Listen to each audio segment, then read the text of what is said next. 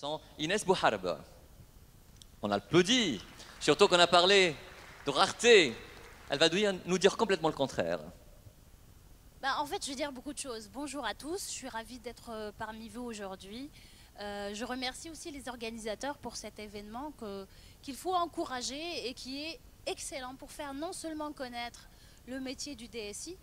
Souvent, on a une perception dans notre domaine, mais pas seulement dans les entreprises, que le DSI est dans sa tour d'ivoire, qu'il est au-delà de tout et que c'est une fonction support. On va voir aujourd'hui qu'il est beaucoup plus que ça et que son métier connaît une évolution différente, mais qui est au diapason de ce qui se passe dans l'écosystème du monde des affaires. Alors, je vais vous parler aujourd'hui du capital humain. Alors, je suis ravie aussi de fermer le bal des keynotes sur ça, parce que c'est un sujet aussi très important et très, très critique. Et on n'en parle pas assez souvent. C'est pas nouveau. Gartner, dans le rapport de Gartner sur depuis en 98, parlait aussi de l'échec, le facteur d'échec de l'implémentation des systèmes d'information, où on parle d'échec d'un taux de 75 à 80%. Pourquoi? À cause du facteur humain. Ça n'a pas changé depuis, malheureusement. Aujourd'hui, dans la transformation digitale, le facteur humain est encore autant une clé de succès, mais peut être aussi un risque très très important. Je vais commencer par faire un peu l'enjeu de la transformation digitale pour reprendre un peu le contexte. Alors, qu'apporte le digital? Beaucoup de choses, des nouvelles pratiques humaines dans l'entreprise, des nouveaux processus. Il apporte des nouveaux écosystèmes, de nouveaux concurrents, un nouveau management dont on a parlé tout à l'heure, et surtout un nouveau business model. Alors, les enquêtes sont incessantes et elles n'arrêtent pas aujourd'hui avec l'accélération des disruptions, l'accélération justement de la transformation digitale, où on s'intéresse qu'est-ce qui peut fonctionner, comment préparer ça. Alors, l'enquête de Pricewaterhouse, qui justement, ils ont posé des questions à des CEO, déjà en 2015, 70% des entreprises observent les façons dont les nouvelles technologies affectent l'expérience humaine d'abord. On a tendance à oublier parfois que la transformation digitale, elle est au service de l'humain. Elle est faite par les humains avec des outils, mais en finalité, c'est pour les humains. Et je reprends là maintenant la phrase de Winston Churchill, dans la gestion du changement, mieux vaut prendre le changement par la main avant qu'il ne vous prenne par la gorge. Déjà, Winston Churchill. La transformation se prépare, elle se prépare avec les hommes, avec un grand H. Oui, bien sûr, il y a des outils, bien sûr, il y a des techniques, mais ça ne suffit pas. Et on parlait hier de l'intelligence artificielle, je garde l'intelligence émotionnelle, les risques. Les risques, oui, ils existent, mais tant que l'humain, tant qu'on a parlé d'éthique, ces risques-là seront toujours endigués et ils seront déjà anticipés. Alors, le changement, plus qu'un choix, une nécessité. Alors, j'entends toujours la transformation digitale, on n'a pas de budget, c'est pas une priorité, on a tout, on a des outils. En fait, c'est même pas un choix, la transformation digitale. Il faut y être. C'est le rythme. Tout le monde doit se transformer. Et surtout dans un contexte et dans un milieu où tout est changement.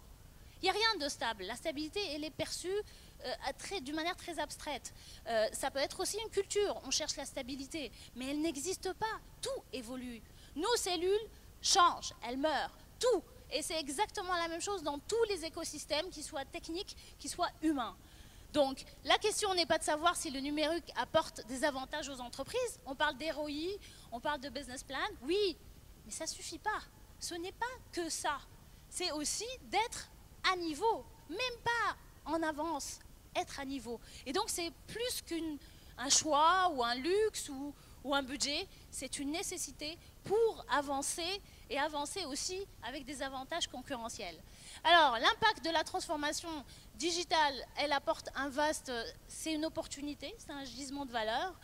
Elle apporte des changements autant culturels que fonctionnels, où l'humain doit être au cœur des enjeux. Alors, depuis 3 jours, des interventions très intéressantes, mais on n'a pas beaucoup parlé de la culture d'entreprise. Oui, c'est bien beau d'avoir l'approche, d'analyser, d'anticiper, Mais chaque entreprise est un cas particulier. On a parlé du management tout à l'heure et du manager. Effectivement, en fait, c'est même plus complexe que ça. Il y a des entreprises où le modèle de management efficace ne sera pas le même d'une entreprise à une autre. Cela dépend de beaucoup de choses, mais surtout aussi de la culture d'entreprise. Et la culture d'entreprise, elle se développe. Elle se développe et elle attire les talents. On a parlé de talent tout à l'heure. C'est un facteur d'attraction des talents. Et donc, il faut la travailler. Elle est non seulement un facteur d'attraction des talents, mais aussi un facteur important dans la transformation digitale. Est-ce qu'il y a des résistances? Est-ce qu'il y a une agilité? Est-ce qu'il y a une facilité au changement ou pas? Et ça doit être diagnostiqué bien avant de réfléchir à quoi que ce soit. Alors, comme je disais tout à l'heure, l'humain au centre de tout ça. Toutes les technologies qui ont été créées, elles étaient faites par des humains pour les humains. Et on a tendance parfois à oublier et on prend des considérations financières, des considérations techniques, alors que l'homme est au centre de tout ça. Et donc, il doit être une partie prenante très importante. Alors, depuis l'évolution du digital, depuis le web en 2000, depuis le e-business, le digital marketing, et aujourd'hui, les business autonomes, le facteur commun, c'est toujours l'homme. On développe pour que l'expérience consommateur soit meilleure, on développe pour acheter plus facilement, on développe les big data, c'est pourquoi? C'est pour mieux comprendre l'humain et comment il fonctionne. On est toujours dans l'humain. Alors l'humain, un facteur critique de succès, malgré toutes les évolutions qu'on connaît depuis 2000 et bien avant, en fait, l'être humain, aujourd'hui, a de plus en plus besoin de se rassembler, de se rapprocher, d'être développé. Donc, encore une fois, l'expérience humaine est aussi importante aujourd'hui que toutes les technologies. Facebook, il est fait pour quoi? Pour rapprocher les gens. LinkedIn, c'est pour rapprocher les professionnels. Amazon, c'est pour justement créer cette facilité entre l'interface de distribution et l'humain. Je peux vous donner des expériences comme ça, ou des entreprises très très nombreuses. Alors, le facteur humain, c'est aussi un frein, donc l'avantage fait le risque, et les études, toutes les études le montrent aujourd'hui. On a la première étude qui a été faite par l'IFOP. Les freins à la transformation digitale, c'est le manque de ressources financières, soit, mais la résistance au changement, ça c'est un facteur humain. Troisième position, problématique de sécurité, et là je pense que ça a été abordé par, dans le forum, et le retour sur investissement faible ou pas mesuré. Ce sont des peurs, mais l'humain est le premier facteur de frein. Encore une fois, une autre enquête a été menée par Digital Magazine. Le premier facteur, un frein et une barrière, c'est l'humain. Deuxième position, knowledge. C'est de l'humain aussi. C'est la gestion des connaissances. Encore une autre, je vais vous montrer une autre enquête qui a été faite par Microsoft cette fois. Et justement, les barrières, pour Microsoft, c'est la sécurité. Et en deuxième lieu, lack of digitally skilled workforce. On parle de talent. On a une pénurie de talent, et ceci partout dans le monde. Enfin, une dernière, Dell. Et la deuxième, à 61% des répondants, lack of workforce readiness. Alors eux, ce n'est pas juste une pénurie, c'est ils ont peut-être des talents, mais ils ne sont pas prêts. Encore là, on parle du facteur humain comme une barrière. Mais c'est aussi un aspect très important pour la réussite. Forbes, c'est un article qui est paru en ligne il n'y a pas très longtemps, disait « The human factor is key to business success in the digital age ». C'est un facteur de succès. Ça peut être une barrière, mais c'est aussi un facteur de succès. Harvard Business Review faisait un article aussi, une recherche sur le même sujet. Pourquoi investir dans le capital humain est-il aujourd'hui plus important qu'hier? En fait, il a toujours été important. Aujourd'hui, investir dans le capital humain est urgent. C'est la nuance. Alors, l'article met en valeur certains points. Il part de l'économie de l'innovation, mais la connaissance au corps de la compétitivité. On parle des professionnels du savoir aujourd'hui. On ne parle plus de salariés, on parle des professionnels du savoir. Encore plus dans le domaine technique. Un DSI est un professionnel du savoir aussi. Il n'est pas juste quelqu'un qui gère, comme on a vu hier, il n'est plus d'ailleurs depuis très longtemps, qui gère un parc d'ordinateurs. C'est beaucoup plus que ça. 10 minutes.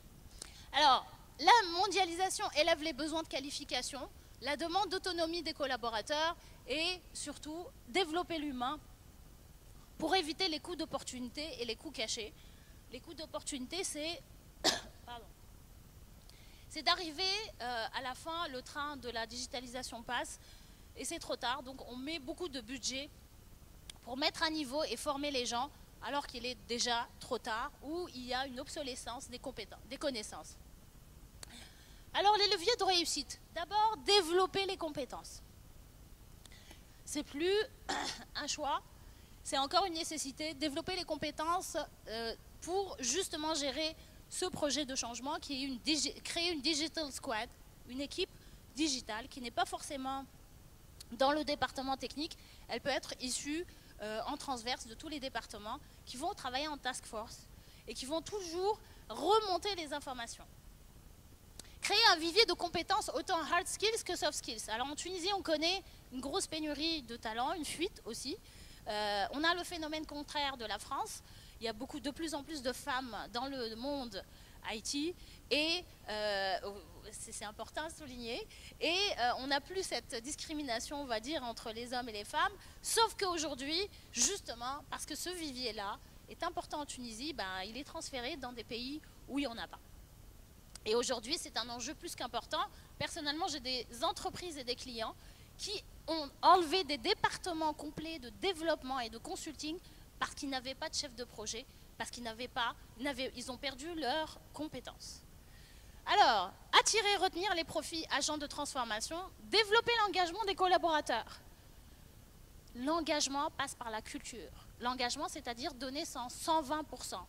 C'est travailler jusqu'au bout et appartenir à l'entreprise. Sentir qu'on est chez soi et que l'avenir de l'entreprise concerne aussi la personne. Enfin, former à la culture digitale. Tout le monde n'a pas la culture digitale, cette facilité. Oui, il y a des digital natives, on les voit, la génération Y, elle est en train d'arriver sur le marché du travail. Bien sûr, elle a des conceptions, elle a des pratiques qui sont différentes, mais quand vous mettez cette génération avec celle qui vient avant, la X, et ben les baby boomers parfois, ben, ça ne marche pas, ils ne se comprennent pas. Donc les codes aussi vont changer. Et l'arrivée massive de cette génération va aussi changer la configuration et les modes de travail de l'entreprise.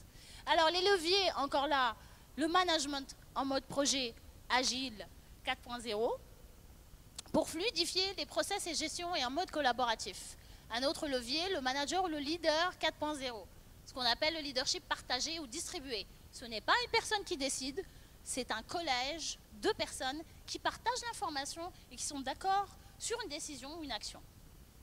On a aussi le partage, on a parlé tout à l'heure du knowledge management, susciter et s'appuyer sur l'intelligence collective. Alors c'est un corollaire de l'éthique, mais l'intelligence collective va toujours exister. Sauf qu'on ne l'utilise pas assez, on ne l'exploite pas. Ensemble, on va beaucoup plus loin. C'est ça l'intelligence collective, c'est ramener en fait tous les employés pour parler de cette transformation digitale, partager, les écouter. J'entends depuis peut-être hier et avant-hier, informer les gens. Non, la communication, on va émettre, mais on attend un retour. C'est-à-dire qu'on écoute. On écoute les feedbacks. Une transformation n'est pas top-down. Même si elle est portée, sponsorisée par les CEO, les managers, les C-level. Non, elle est bottom-up aussi pour assurer la réussite de ce changement. Et c'est ce maillon faible dans la gestion des projets de transformation qui peut créer et qui peut conditionner l'échec ou le succès. La rapidité et l'efficience, bien sûr. On parle aussi de New Way of Working, une autre manière de travailler, et qui arrive, comme je vous disais aussi avec la génération Y, c'est une autre manière, en collaboratif. Il n'y aura plus de bureaux, les gens peuvent travailler soit de chez eux, ils sont orientés sur les objectifs. On parle souvent aussi du modèle de Google, le film, où comment travaillent les employés de Google. C'est les nouveaux modes de fonctionnement. Je ne dis pas que c'est les meilleurs, bien sûr que non, ça dépend. Je ne dis pas que les open space, c'est très bien, non plus. Je dis qu'il y a d'autres manières et une évolution dans la manière de travailler. Il y a l'émergence aussi de l'esprit start-up. On n'a pas parlé des start-up. L'esprit start-up peut être développé dans toutes les entreprises. C'est le fail fast, learn fast. Une start-up, c'est ça. On apprend sur le terrain. On peut ne pas réussir, mais on avance très vite. C'est la résilience aussi organisationnelle. C'est cette capacité à reprendre le dessus malgré les problématiques et de toujours apprendre. Alors, je vais rappeler les étapes du changement de Cotter. Ça fait 20 ans que Cotter, même plus, parle des étapes du changement réussi. C'est toujours valable. Sauf que Cotter, dans ces étapes-là, a aujourd'hui, l'année dernière, sorti un article en disant c'est toujours valable, mais en parallèle, il faut aussi mettre en place des activités et des employés qui travaillent ensemble et qui ne font pas partie nécessairement du projet. Et les deux vont travailler ensemble pour communiquer, pour faire passer l'information sur le changement. Et ça, c'est une nouveauté par rapport à justement ces étapes. Donc, créer un sentiment d'urgence, réunir l'équipe de pilotage, développer la vision, communiquer pour faire comprendre et adhérer, donner aux autres le pouvoir d'agir, l'empowerment, produire des victoires à court terme, les quick wins, et persévérer, créer une nouvelle culture. Alors, si on peut résumer les facteurs clés, ce serait l'implication des dirigeants, la communication. Alors la communication, c'est tout le long du projet. C'est avant, c'est pendant, et c'est après. C'est pas une note de service. C'est pas un événement tous les 2 ans. C'est tout le temps la communication. Et la communication, c'est quoi? C'est avoir un feedback. Ce n'est pas juste émettre, c'est aussi recevoir le retour des personnes, leur avis, bon ou mauvais. Et c'est une source d'information très très très importante parce que vous saurez détecter les sources de résistance. Accompagner le développement par des compétences digitales, l'engagement et consolider la marque entreprise, mettre le client au sein de son... mettre la priorité sur l'expérience client. On en parle aussi aujourd'hui de beaucoup de branding, de marketing RH. C'est les meilleurs ambassadeurs d'une entreprise sont leurs employés. 3 minutes. Alors, redéfinition du rôle du DSI. C'est assez perturbant le rodateur. Mais je dis tout ça... Merci pour le rodateur. Alors, je dis tout ça, en fait, pour aussi arriver... On est dans un forum DSI, c'est aussi pour vous dire que, en tant que professionnel dans le domaine des métiers en général, la fonction de DSI est en train de connaître une mutation. Elle se redéfinit. Elle ne change pas forcément. Elle est en train d'évoluer. Et on a beaucoup parlé de Chief Digital Officer ou Chief Data Officer. Il y a beaucoup d'appellations. Mais aujourd'hui, le DSI n'est plus un technicien seulement. Ça, c'est les 3 premières années de son expérience. Mais c'est un agent de changement.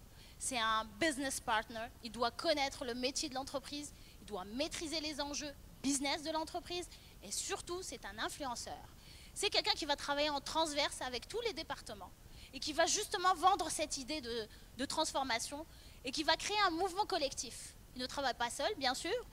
La transformation ne peut pas être réussie uniquement qu'avec le DSI ou le CDO, mais c'est aussi avec tous les autres business partners, tous les autres comités de direction et bien sûr avec les employés. Très bonne nouvelle. Alors le métier de CDO est très prometteur. Il a été par Gartner nommé justement the most exciting strategic role in the decade ahead. Alors, vous allez être ceux qui sont les plus attirants et qui vivent justement leur métier d'une manière très très motivante. Très bonne nouvelle. Et l'enquête Korn Ferry's list most in demand C-level position. Vous allez être chassé partout. Peut-être pas par moi, mais vous allez être vous aurez une valeur très très importante en tant qu'agent de changement, en tant que manager transverse, en tant que leader justement de cette transformation digitale. Attention, cette transformation, elle sera incessante. La transformation digitale n'est pas un projet qui va se terminer à un moment donné. Non, c'est des boucles récurrentes et il faudra avoir une veille technologique permanente. Donc on parle aujourd'hui d'un stratège, d'un progressive thinker, creative disruptor, d'un customer advocate, et oui, les DSI vont être au plus près des besoins des clients, the innovative technologist et surtout the universalist. Vous saurez être en transverse pour justement représenter l'entreprise à travers ses différents fonctionnements et ses objectifs de performance et de rentabilité. Je vais terminer par la citation d'Albert Einstein, la logique vous mènera de A à B, l'imagination vous mènera partout, l'imagination c'est l'humain, oui l'intelligence artificielle, mais ça suffira certainement pas. Je vous remercie pour votre attention.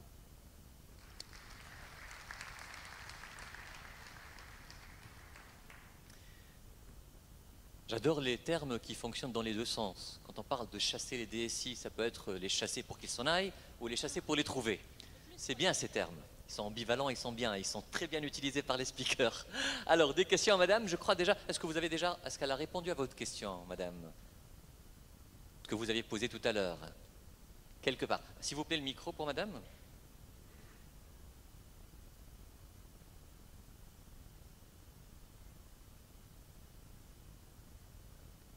Alors, on n'entend rien, il faut juste lever le petit curseur.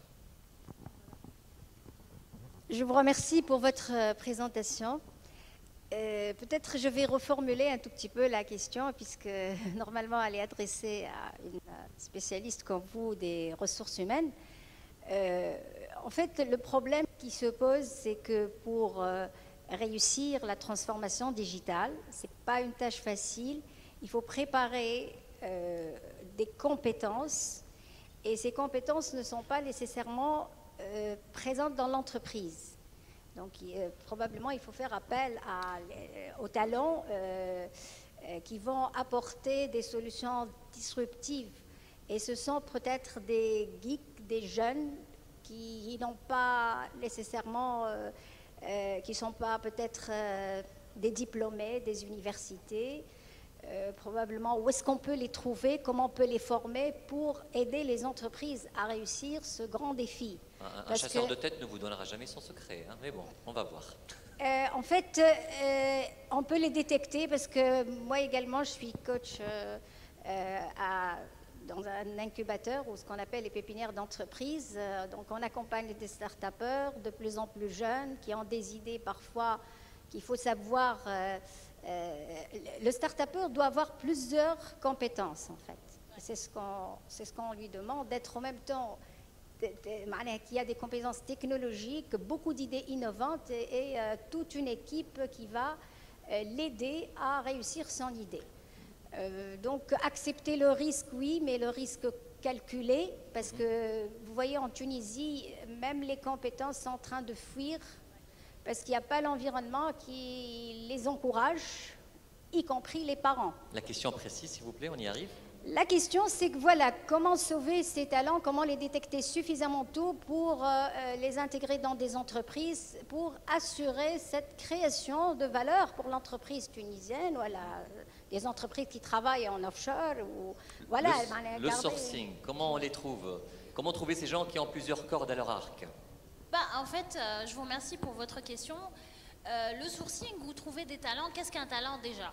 D'accord, on parle beaucoup de fuite des compétences. Ceux qui fuient ne sont pas que des compétences, il y a beaucoup de choses. Et ce n'est pas une mauvaise chose non plus, mais c'est un autre débat. Un talent, c'est quoi? C'est un mélange de potentiel et de performance. Sinon, ce n'est pas un talent.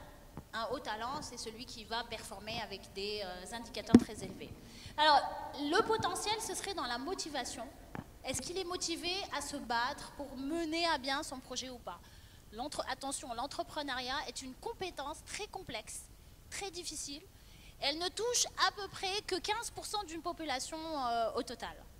Donc, en fait, la première condition des start-upers, c'est aussi la persévérance et la volonté de faire aboutir le projet. Les idées, à la limite, ça ne suffit pas.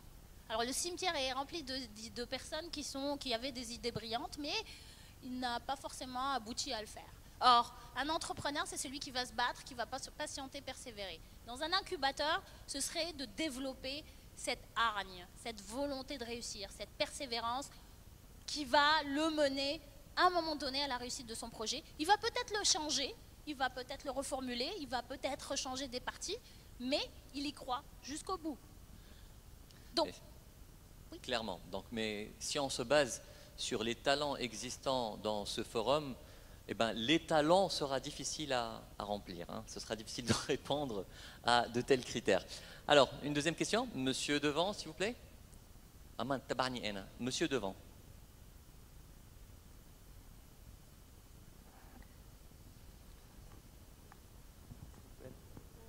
Merci Madame pour la qualité de la présentation. Je me présente à Marabouzeni des CUB et membre Même si on vous connaît, du club. C'est toujours agréable de vous redécouvrir à nouveau. Ok, merci. La question c'est, j'étais surpris par les statistiques que vous avez présentées. Donc on est dans On n'est pas dans l'anticipation. Il y a DL, Microsoft, tout ça qui parlent que le frein à la transformation digitale, c'est les talents, c'est les ressources humaines. Pourquoi on n'était pas dans l'anticipation? On est dans un monde qui prévoit tout, même les tsunamis, même les phénomènes qu'on a parlé tout à l'heure, mais comment ils n'ont pas anticipé cette vague qui arrive de pénurie qui est liée à la transformation digitale, à l'évolution technologique?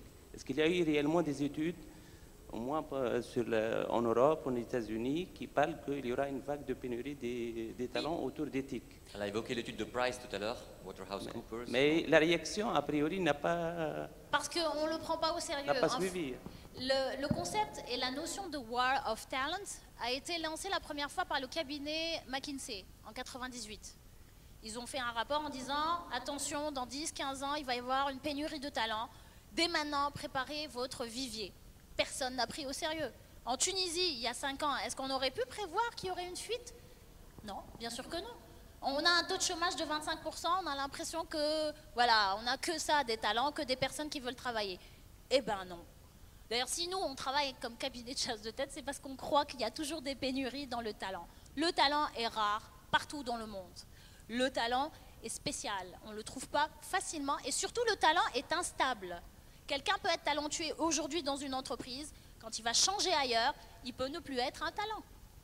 Dans le temps, un talent peut se révéler dans la trentaine, et ben, quand il arrive à la quarantaine, ben, il n'a plus envie, il n'est pas motivé. Attention, on a parlé talent égal potentiel et performance. S'il n'y a plus de potentiel, c'est la motivation, hein, le potentiel, c'est la volonté d'apprendre tout le temps, c'est l'amélioration continue. Si ça s'arrête, la notion de talent n'existe plus. Donc, la notion de talent est très volatile, très instable. Ils n'auraient pas pu prévoir ça, tout simplement, parce que le talent change aussi. Il y a 10 ans, on ne parlait pas de talent digital. Aujourd'hui, on parle de talent digital, il faut qu'il y ait une flexibilité cognitive, il faut qu'il soit agile, donc flexible, rapide, efficient. Mais on ne parlait pas de ça il y a 10 ans. On parlait de diplôme, on parle toujours de diplôme, mais un diplôme ne suffit pas. On parle de soft skills, mais les soft skills, ça ne se développe pas en une formation de 2 jours. Les soft skills, c'est un process continu, avec learning by doing, en appliquant tout ça. Donc voilà, l'humain est un facteur de succès, mais aussi un gros risque. Il le sera tout le temps, parce que l'humain évolue, les générations changent, et donc forcément, le challenge est toujours là. Après, anticiper, c'est prendre conscience de la valeur du capital humain. Bienvenue. Oui, Monsieur. Bonjour, je suis Sadraoui Mohamed, sous-directeur de l'informatique dans la Société africaine de réassurance basée à Casablanca. Je vous remercie pour cette présentation. Il n'y a pas de doute que le capital humain est très important, mais c'est nécessaire, mais c'est insuffisant. Parce que vous avez évoqué beaucoup de, par exemple, la communication.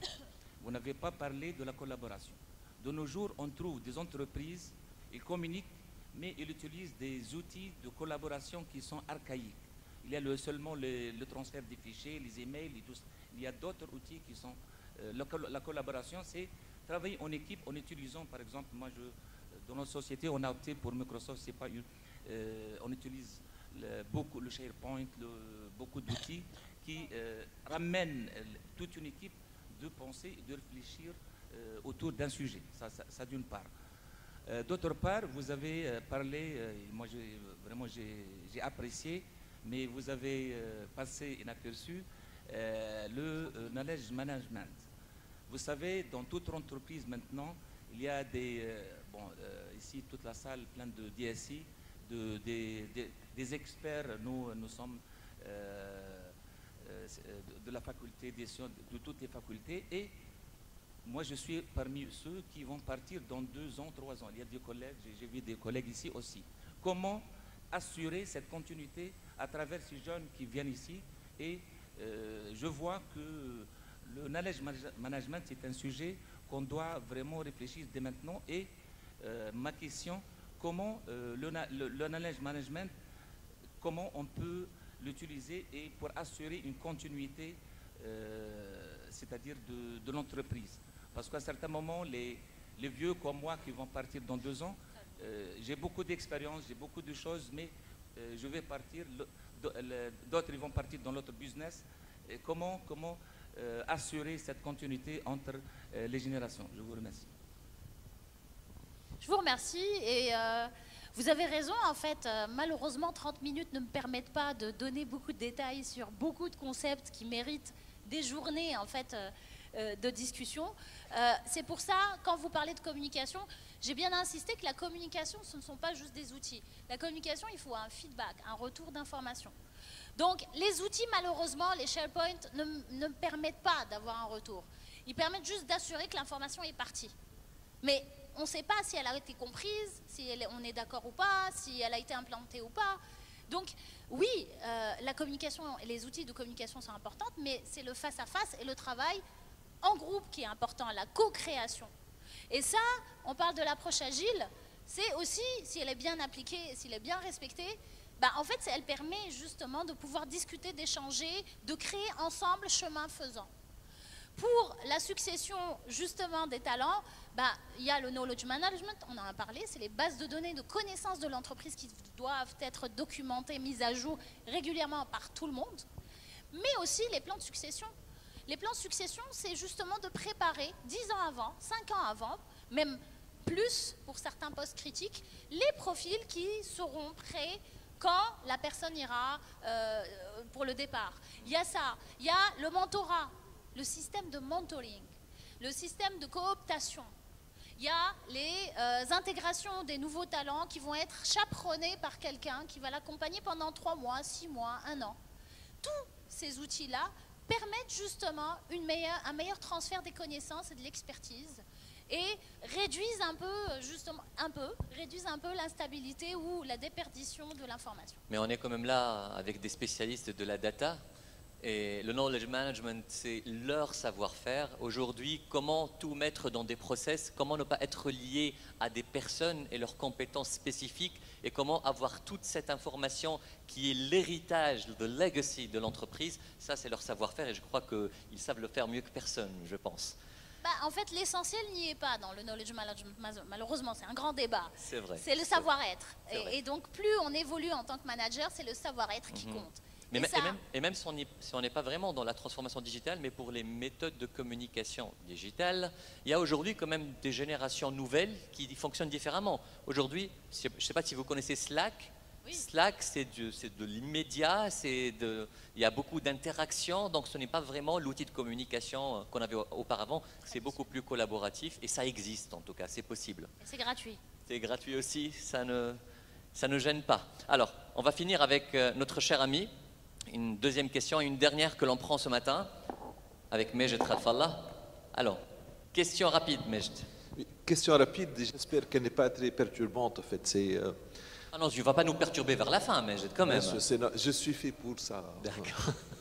En fait, comment positionnez-vous le changement qui doit s'opérer par rapport à des responsables dans une entreprise qui souvent sont en train de subir la loi de Peter, le principe de Peter? Ils sont montés en grade par rapport à une compétence donnée qui est souvent d'ordre technologique, connaissance technique, technologique, capacité de programmation, et subitement, vous leur dites, vous allez être des psychologues, des analystes, des savoir-être, d'intelligence émotionnelle, etc., etc. Vous ne voyez pas que là, c'est typiquement le principe de Peter, où on évolue tous vers notre stade d'incompétence. Merci. Captain Hook va te dire que tu vas avoir le syndrome de Peter Pan tout à l'heure, on va voir. Alors, ça tombe bien, c'est Khalfallah, j'adore les perturbateurs. Donc, déjà, je vais commencer par vous dire que le principe de Peter n'est pas vérifié. C'est un principe qui a été énoncé il y a quelque temps, mais il n'est pas vérifié partout, heureusement, et il n'est pas scientifique nécessairement. Mais on a bien parlé. Ça fait du baume au cœur pour certains de dire lui il est manager parce que de toute façon il est saturé au niveau des connaissances. Non, pas forcément. D'une part. D'autre part, il y a à l'étranger, au Canada où j'étais, une valorisation des métiers techniques.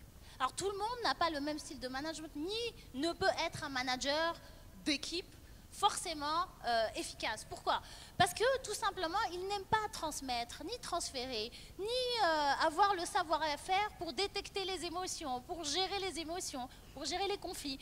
Et donc, dans ces entreprises-là, et beaucoup en Amérique du Nord, il y a ce qu'on appelle le manager technique, qui travaille en mode projet avec des techniciens Et chacun sait exactement ce qu'il fait. Malheureusement, en Europe, pas forcément, et en Tunisie, on n'a pas cette séparation du manager technique et le manager des hommes. Bien sûr, les deux doivent avoir des compétences de gestion des humains, bien sûr, mais il faut aussi avoir valorisé le manager technique et la connaissance technique. Je connais des architectes en infra qui détestent avoir des grandes équipes. Ils détestent ça. Lui, il aime bien réfléchir, avec des techniciens aussi. Mais une fois que c'est gérer un conflit personnel, familial, la personne qui pleure parce qu'il s'effondre, ben, il ne sait pas faire. Et puis c'est des cycles, hein, on le sait, la réflexion elle bouge. Aujourd'hui, par exemple, le modèle français qui est un peu différent, il y a les startups françaises qui réussissent, qui sont achetées aux États-Unis tout le temps en ce moment, parce qu'en fait, on est en situation de crise, on tend à avoir plus de procédures, mais des procédures nouvelles, plus malléables, plus, en fait, on va dire, interactives. Et ça, c'est ça l'évolution de l'idéologie en fait. On ne peut pas se contenir ou se cantonner à un modèle particulier. Il faut évoluer avec l'environnement. Il faut se transformer dans ce sens. Merci beaucoup, Madame Bouhalb. C'était très bien. Atik Saha. On l'applaudit.